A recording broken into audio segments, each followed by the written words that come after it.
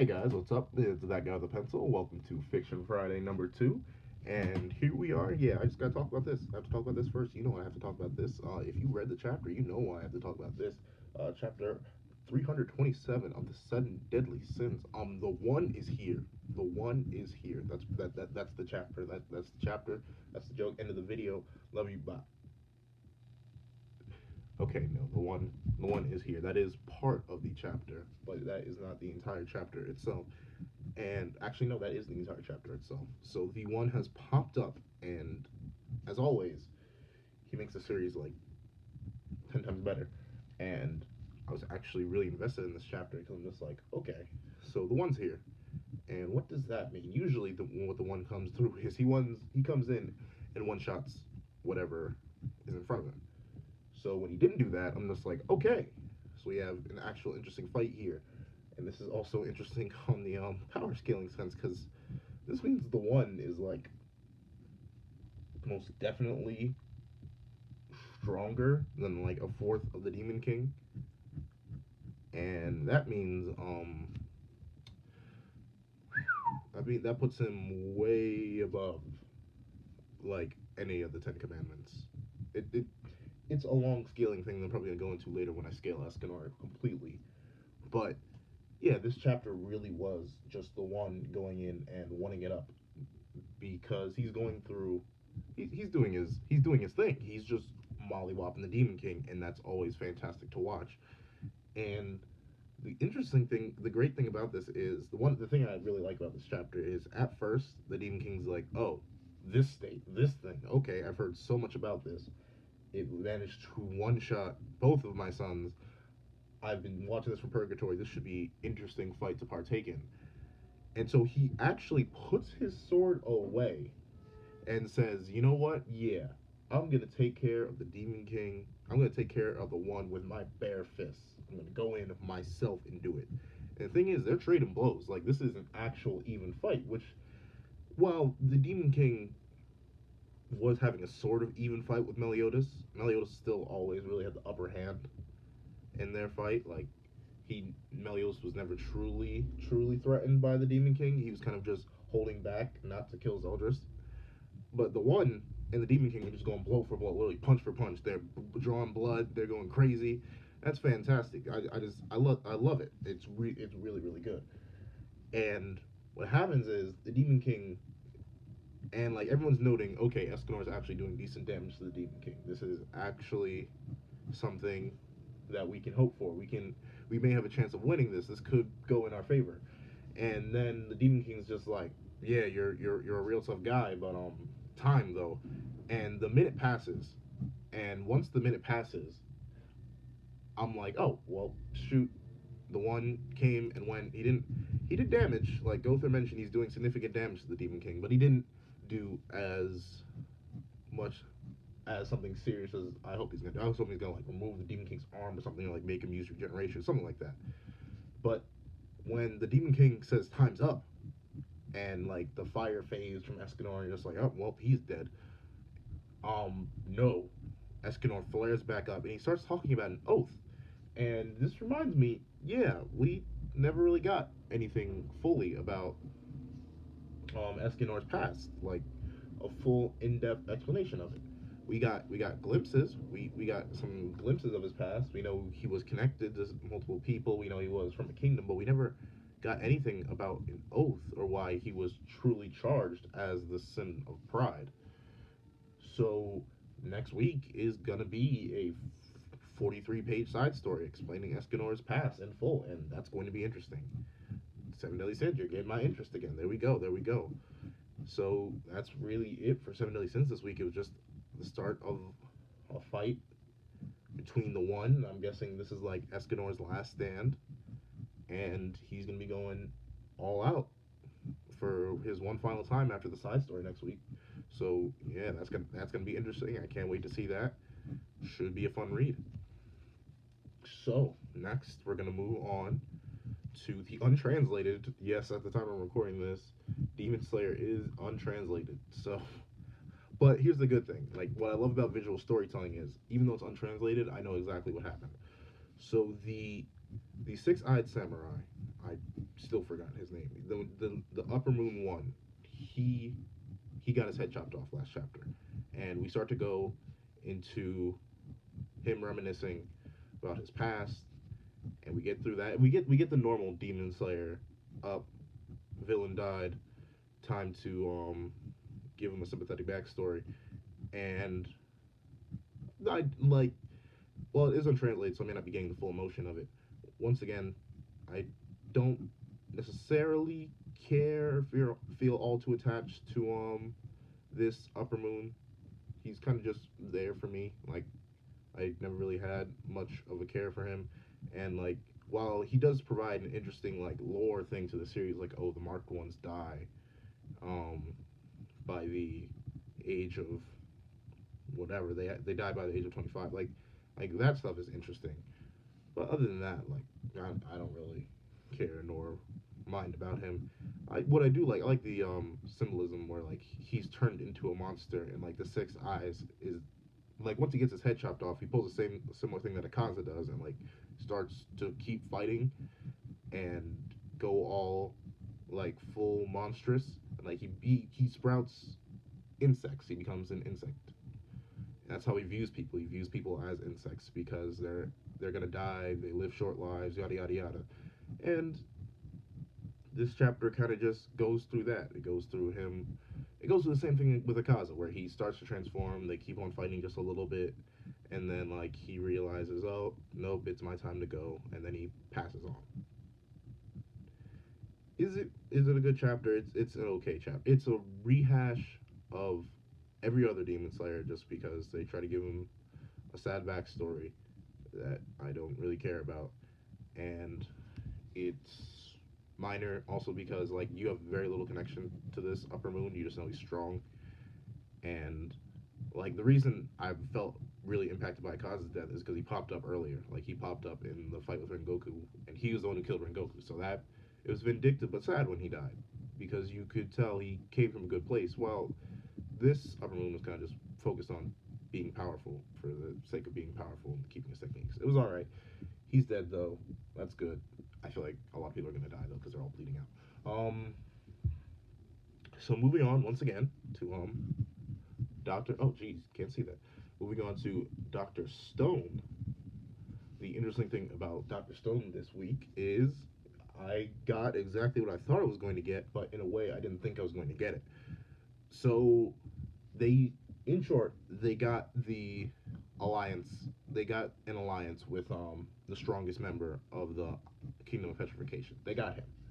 But the way Gen does it is, honestly, he uses a whole lot of subconscious reverse psychology, where like he leads the strongest guy into the alliance totally by not by accident, by tricking him.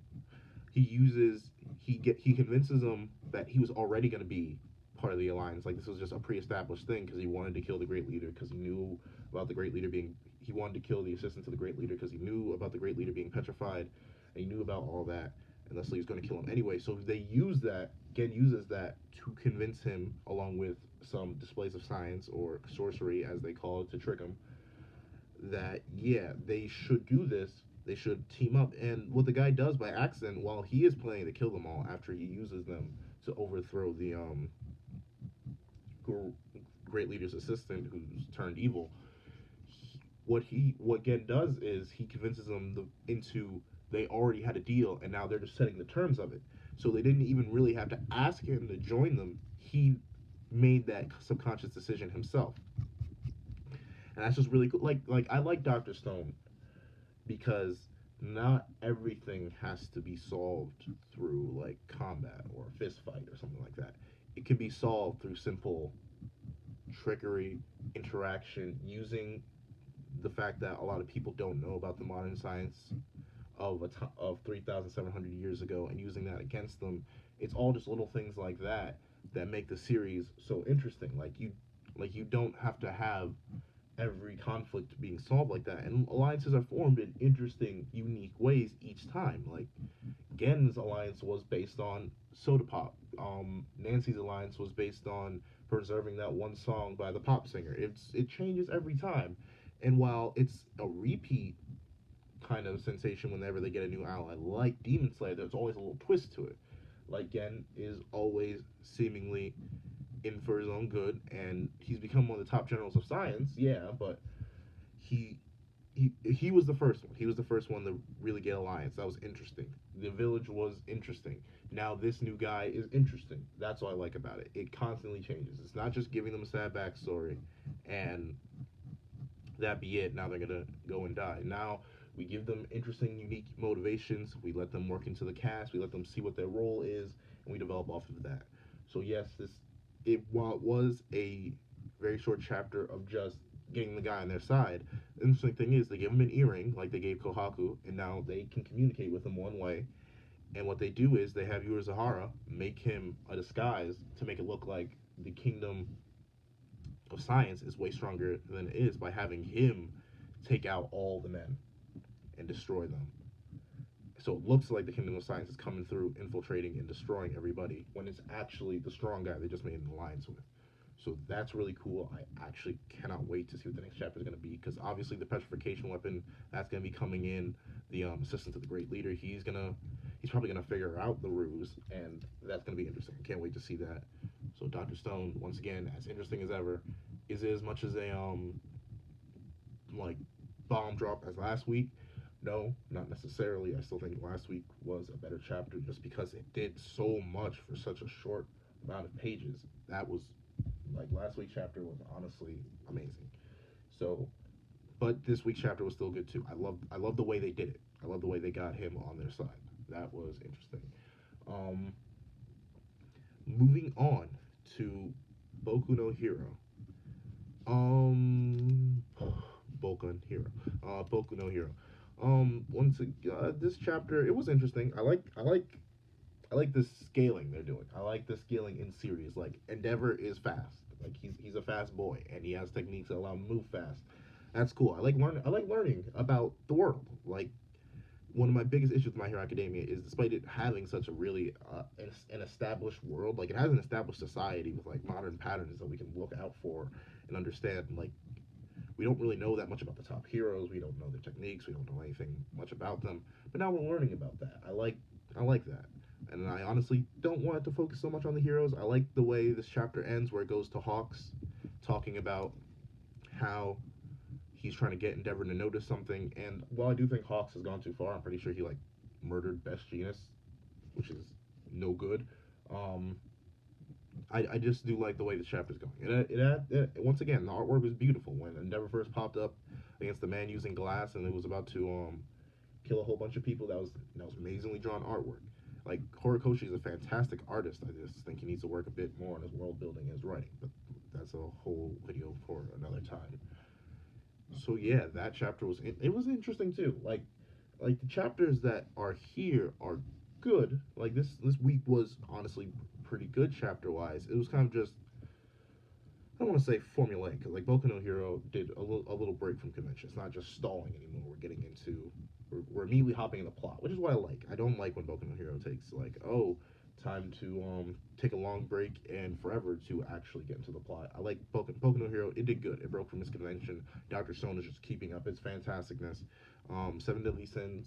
In, I like the chapter mainly just because the one makes everything better, and Demon Slayer, once again, it was alright. I still really do like Demon Slayer. Don't take me saying it's formulaic as bad. Like Natsukaku said, it takes the basic formula and enhances it a lot.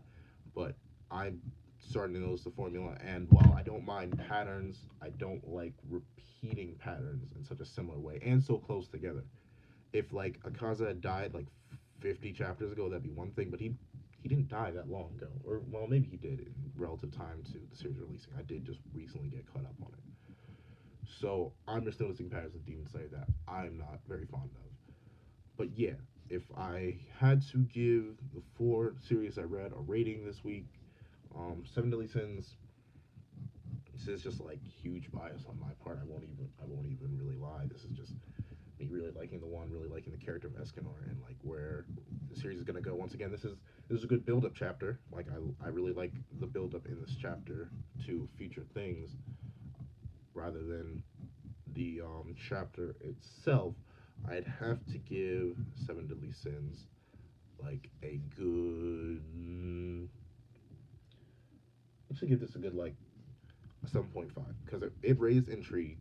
It gave me a fight scene I was interested in. It did good. Well, it didn't. It gave me things that I can scale off of now. That helps me with my other like versus battle series. I like that. It works out good in my favor all the way around. So that's a good 7.5 out of 10. Demon Slayer. Once again, it's untranslated, so maybe I'm missing some of the emotional effect. But regardless, considering I can interpret the story pretty well from what I have, I'm gonna have to give this chapter.